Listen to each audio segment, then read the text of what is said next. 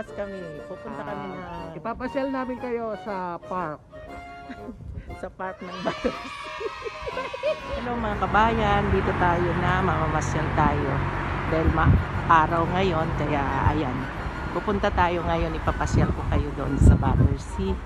Doon sa park na malawak. Ayan si Busing naglalakad. Ito, malapit na tayo sa isang tawiran na lang, Battersea na. Yan, sa park na tayo. Yan, yung bahay dito sa London. Ganyan dito. Maganda. Yun lang, mas ano kasi, sobrang lamig. Kaya medyo lahat dito yung tao nakasuot ng mga makakapal. Kabayan, pupunta tayo sa Manila. It's not amazing, but I'm saying fine art. Tulay tayo pupunta. Maganda. Masyal. Naboring kami sa bahay. Ayan, pupunta kami dito. Maraming mga ipon dito. Lalo pag may dala kang pagkain. Ayan. Ayan, ito rin pala yung mga ano ng mga ibon. Iba-ibang ibon dito yung nakatira. Kaya maganda dito inaano yung mga yan, yung mga ibon. Ayan. Kasi lagi dinadalhan ng day at mga pagkaon. Kaya ayun, marami ritong ibong patiran na sa ano, sa ibon, sa dagat. Ano ba yan? Sa sapa.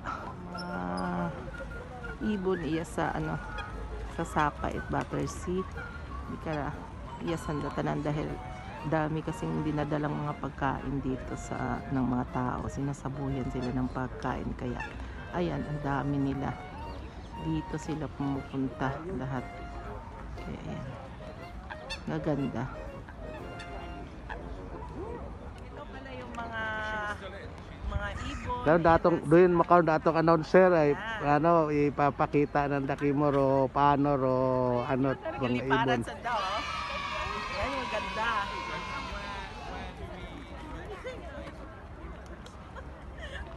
Ayan, ang ganda-ganda. O, ang dami. Yan, kabayan. Yan yung mga ano dito, pasyalan. Yan, matatuwa na yung mga tao dito pag yan lang yung nakikita Yan, nila. doon niya. Hello! Ayan, wala ng dahon yung mga halaman, pero naumpisa na rin sibol yung mga bulaklak ko. Yan yung ano dito sa Battersea. Ang lawak nito. Ito, kabayan, mahilig mag-alaga ng mga aso. Yan, lalo pag sa umaga, ang dami talaga dito mga aso na hindi na pasyal ng may-ari. Yan, kasi dito, pag may alaga kang aso, may benepisyo sa gobyerno yung aso, binibigyan ng allowance. Every 1 week siguro. Yan, yung mga tao. Pag lumabas kasi yung konting araw, daming tao kahit sobrang lamig pa rin kahit may araw. Ito pala yung mga puno, oh. Walang kadahon-dahon kasi ano lang kasi. Ayan. Ayan lahat. Wala. Parang mga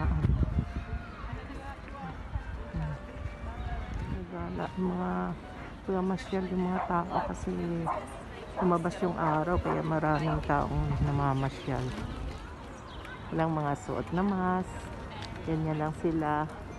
Parang normal lang na walang epidemya ngayon sa kapaligiran ng mundo.